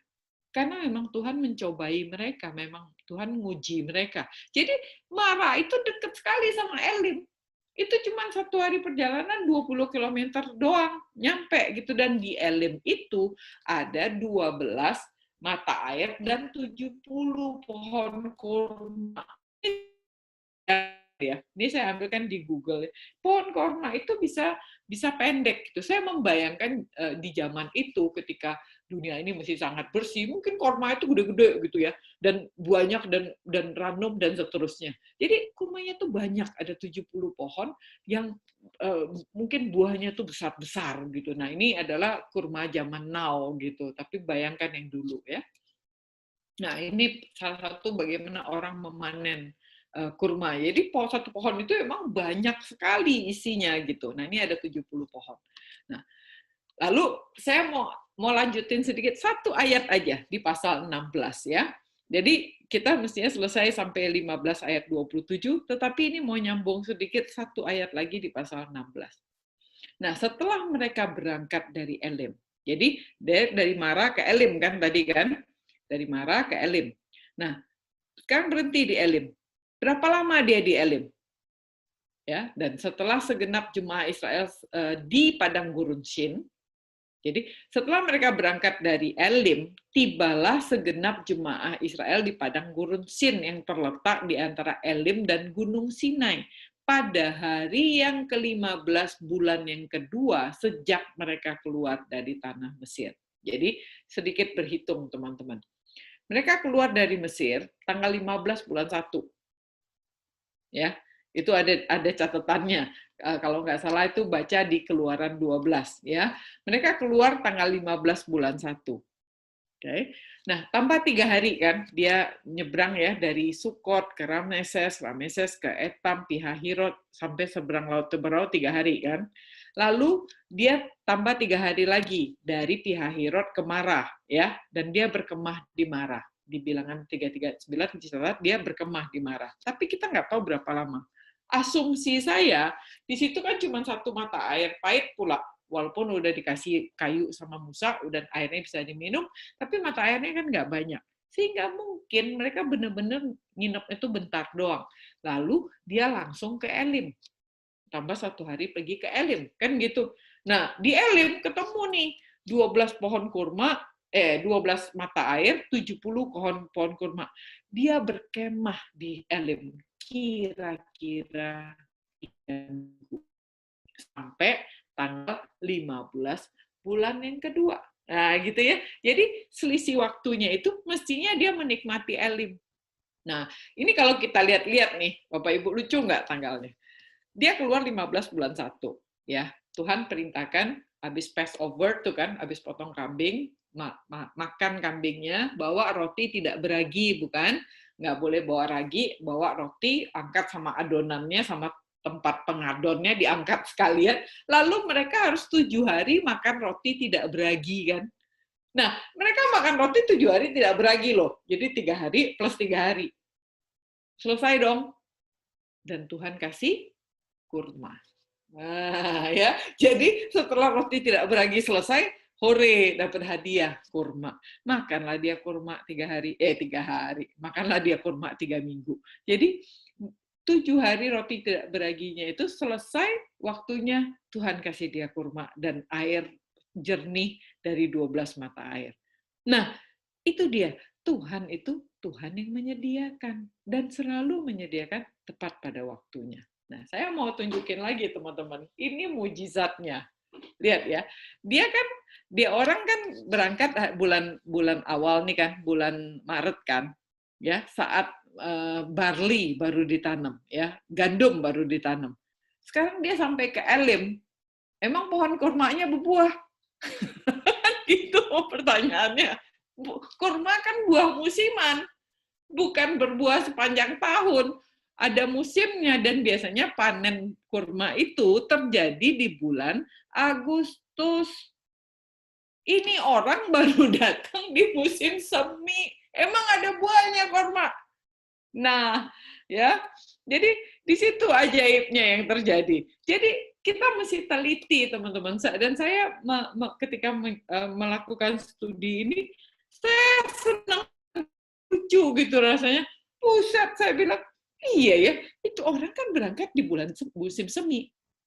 Darat ke Elim pun ketemu mata air, iya. Tapi kan lapar. Rotinya udah habis seminggu. Roti enggak beragi kan, memang disuruh bikin seminggu dan dia bawa 7 hari kan. Sekarang bekalnya udah habis, roti udah kagak ada nih. Tuhan kasih korma 70, tapi kan belum berbuah. Nah, ayo loh, gimana dong? Di sini yang saya katakan ya. Nah, saya coba berhitung nih, berasumsi lagi nih, terjadi keajaiban lagi kan, Tuhan kasih pohon korma berbuah. Nah, sekarang kita mulai dari minum. Jumlah orang Israel itu 2,5 juta orang. Satu orang minum 1,5 liter. Ya, jadi kebutuhan air dalam sehari itu 3.750.000 liter. Mata air ada 12. Jadi kebutuhan air per mata air per hari itu ada 312.500 liter. Itu sama dengan 16.500 galon, kira-kira galon aqua itu 16.500 galon per mata air. Masya Allah, itu tuh banyak banget gitu loh. Apa iya mata airnya bisa cukup kan gitu ya? 16.500 per mata air harus sediain itu setiap hari. Dia nginep 3 minggu. Nah, demikian juga dengan pohon kurma. Coba di Wikipedia. Lihat berapa produksi pohon kurma, satu biji pohon kurma. Satu pohon kurma itu bisa menghasilkan 70 sampai 140 kilo kurma per pohon per season. Sepanjang musim panen, dan dia tidak dipanen sekali gitu. Jadi selama season sebulan itu dia dipanen berkali-kali gitu ya. Ada berkali-kali karena dia matangnya nggak serentak berat gitu, tapi berganti-gantian gitu selama musim panen. Nah, saya pakai yang paling banyak deh, 140 kilo. Jadi ada 70 pohon kurma, ada 140 kilo per pohon per musim, anggaplah hari itu langsung berbuah semua kan gitu. Total produksinya paling cuma 9.800 kilo. Nah, orang Israel itu 2,5 juta manusia. Kebutuhan orang makan satu hari ini ya. Jadi pohon kurma dewasa menghasilkan 70 sampai 140 kilo per musim panen. Tidak matang barengan, jadi perlu dipanen dalam berapa kali. Nah, 100 gram kurma itu 300 kalori. Nah, satu orang membutuhkan kira-kira 1.200 kalori per hari. Itu kebutuhan sederhana ya. Dan yang gaya sederhana, jadi tidak pekerja berat begitu. Padahal orang Israel jalan kaki nih, banyak energinya tuh. Nah, jadi satu orang kira-kira aja membutuhkan 400 gram kurma untuk mencukupi kebutuhan kalorinya. Sehingga kebutuhan orang per hari itu 0,4 kilo. Ya. Nah, jumlah manusianya 2,5 juta. Lama tinggal di Elim itu 21 hari. Sehingga total kebutuhan makan kurma nih adalah 21 juta kilo. Nah, yang dihasilkan itu cuma 9.800 kilo. Itu kurang dari 0,05% dari kebutuhan orang Israel. Jadi sebenarnya yang terjadi apa, teman-teman? Apa yang terjadi? Itu yang saya bilang, mujizat demi mujizat. Tapi kita nggak sadar. Yang kita sadar itu adalah mujizat 5 roti, 2 ikan. Ya, yang dipecah-pecahkan oleh Tuhan Yesus itu dicatat di Injil, ya, di kitab Injil, dan dikasih makan 20.000 orang, 5.000 lelaki, kira-kira 20.000 manusia. Tercatat itu 5 roti, 2 ikan. Tapi bagaimana dengan korma 70 pohon dan 12 mata air untuk 2,5 juta manusia? Itu mujizat paling hebat itu. Ya, kita nggak ngeh betapa luar biasanya itu. Dan orang Israel bisa makan di situ 3 minggu. Di musim semi, bukan musim kurma. Ya, ini keajaiban. Mujizat demi mujizat terjadi. Lalu, masih yang kita pelajari tadi. Mujizat berikutnya. Ketiadaan air di musim semi. Itu mujizat bukan? Di musim semi kok nggak ada air? Di musim semi kok air pahit? Dan kayaknya jadi manis.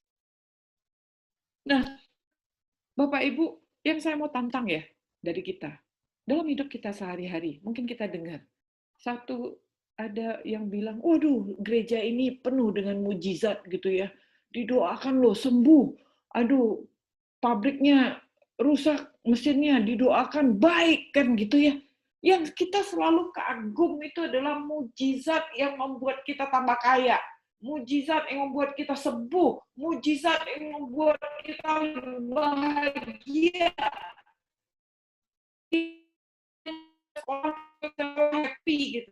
Padahal mujizat bisa terjadi juga dengan ditiadakan oleh Tuhan. Satu perusahaan dibikin bangkrut sama Tuhan. Kita nggak bilang itu mujizat tuh. Ya, kita di COVID sekarang ini aja kita banyak dengar kan. Ada 1 bilioner yang punya begitu banyak duit, nafas aja nggak bisa. Apa nggak mujizat tuh? Mujizat. Jadi Tuhan bisa pakai apa aja untuk menyatakan dirinya. Tidak hanya kelebihan, kemakmuran, itu menjadi prosperity gospel. Tapi Tuhan juga bisa memakai penyakit, Tuhan bisa memakai musibah, Tuhan bisa memakai apa saja. Tujuannya adalah apakah engkau kenal Tuhan? Itu tujuannya.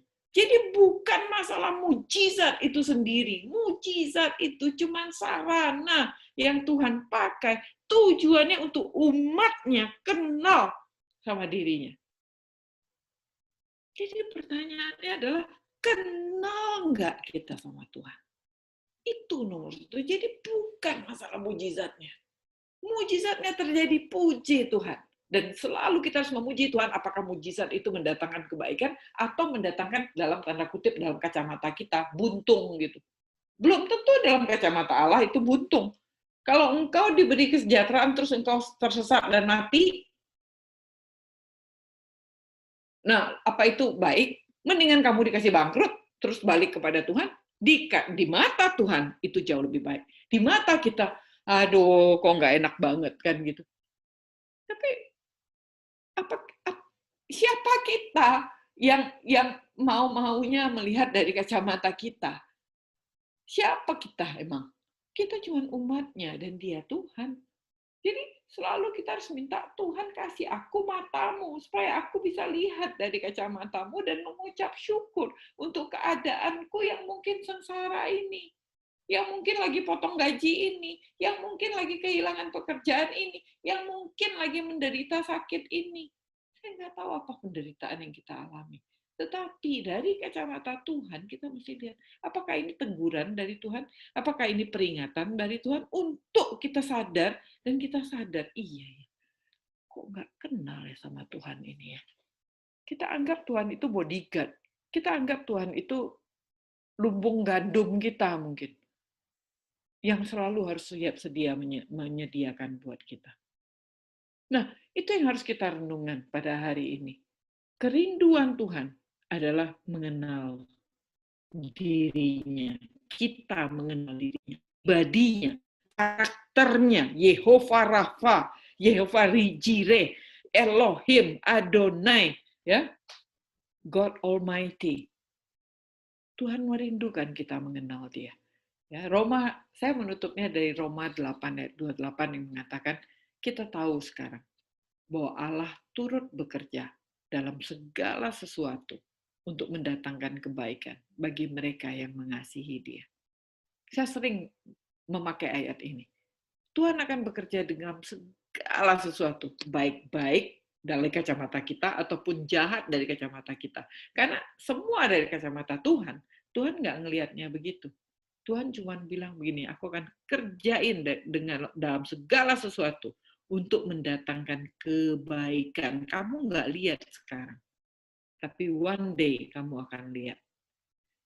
Yang penting adalah bagi mereka yang mengasihi Dia. Jadi game kita adalah apakah kita mengasihi Tuhan apa tidak. Kalau engkau mengasihi Tuhan, nggak ada urusan. Aman, sejahtera, tentram, damai, sentosa Allah kita. Jadi yang harus kita kejar dan yang harus kita pastikan adalah kasihi Tuhan. Kalau engkau mengasihi Tuhan, beres. Karena Tuhan bekerja di dalam segala sesuatu untuk mendatangkan kebaikan bagi mereka yang mengasihi Dia. Jadi, all things works together for good for those who love God. Nah, saya mau ajak kita bangkit berdiri untuk teman-teman yang di rumah yang mungkin mendengarkan dengan keluarga. Mari kita berdiri. Mari kita merenungkan kebaikan Tuhan dan saya ajak kita untuk mengkomitkan pokok doa ini untuk kita doakan bersama-sama. Kita mau bersyukur untuk penebusan kita, keselamatan dan pelepasan kita dari dosa. Kami bersyukur ya Allah untuk Engkau yang sudah menebus kami. Engkau menyelamatkan kami. Apakah itu kami dari kecil mengenal Tuhan, melalui orang tua kami, melalui guru sekolah minggu, melalui siapapun, kami bersyukur Tuhan untuk mereka. Dan kami bersyukur Tuhan kami mengenal Engkau. Dan kalau kami boleh menerima penebusan dan menerima keselamatan dari Tuhan, kami sungguh bersyukur. Engkau Allah yang hebat, Engkau Allah yang besar, Engkau Allah yang mau dengan rela menebus kami dan menyelamatkan kami. Dan melepaskan kami dari dosa. Yang kedua, mari kita bersyukur untuk boleh memulai perjalanan kita bersama Tuhan Allah Israel.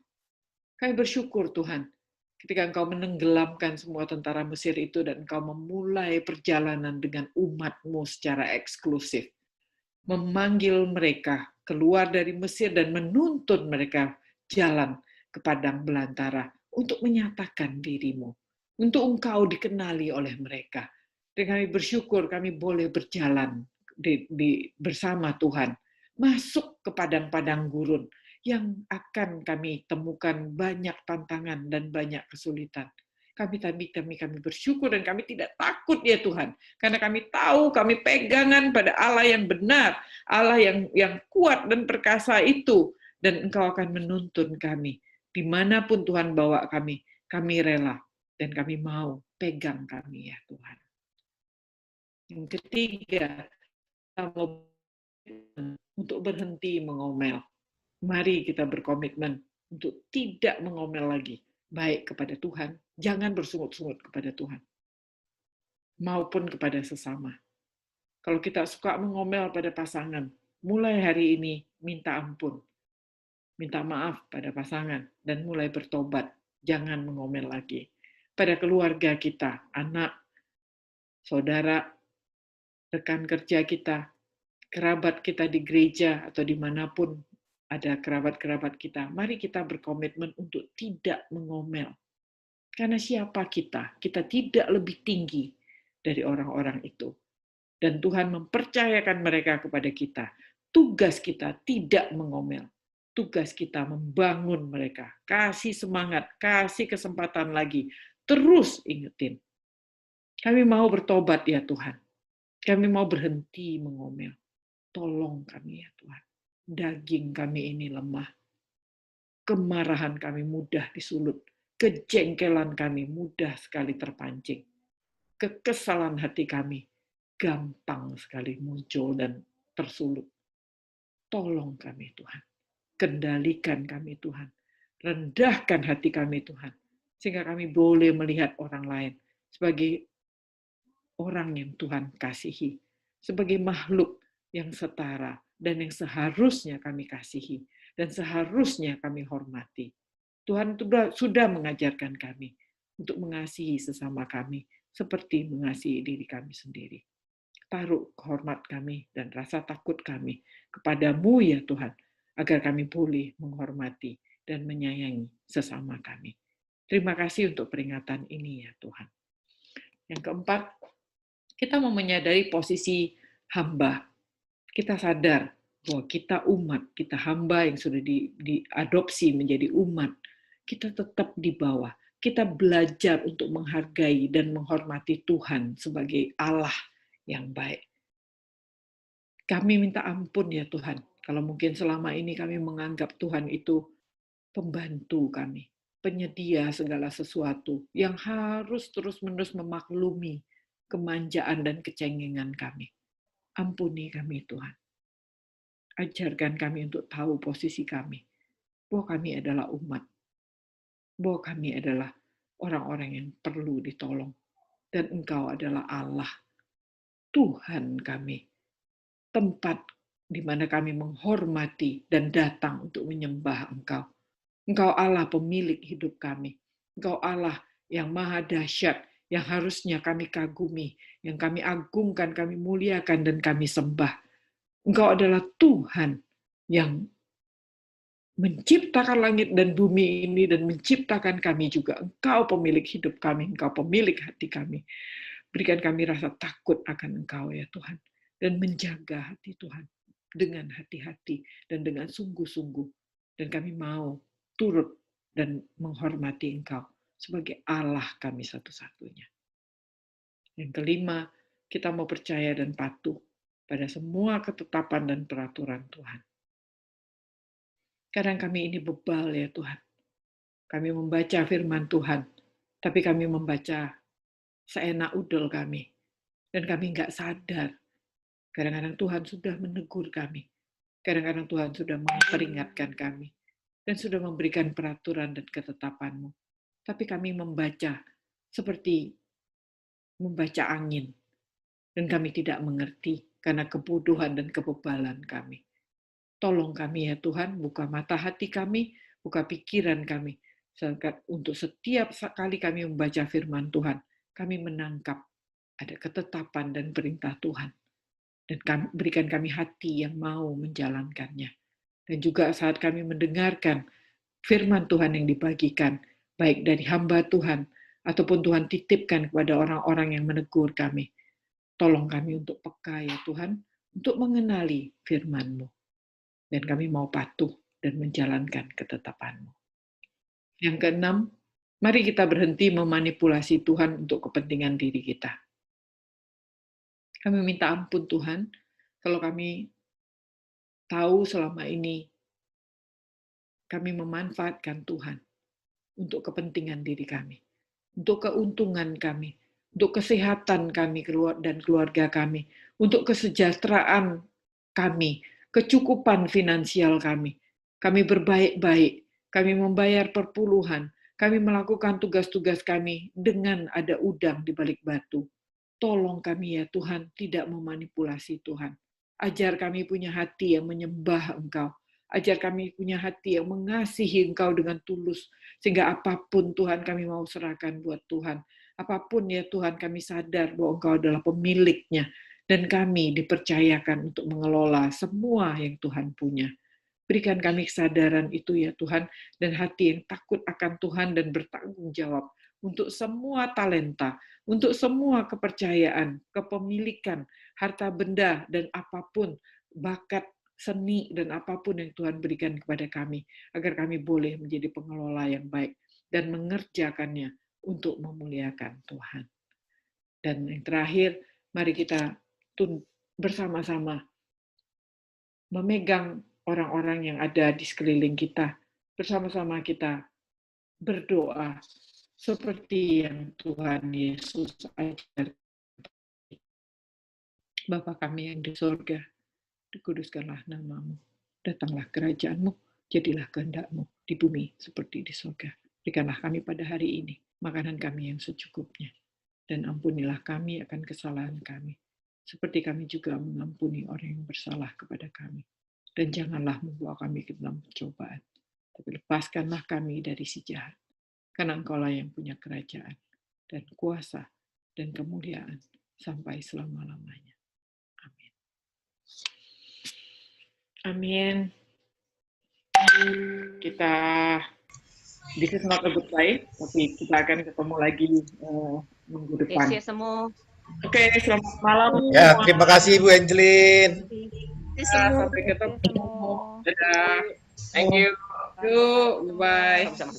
Bye. Thank you. Bye. Sama. Sama.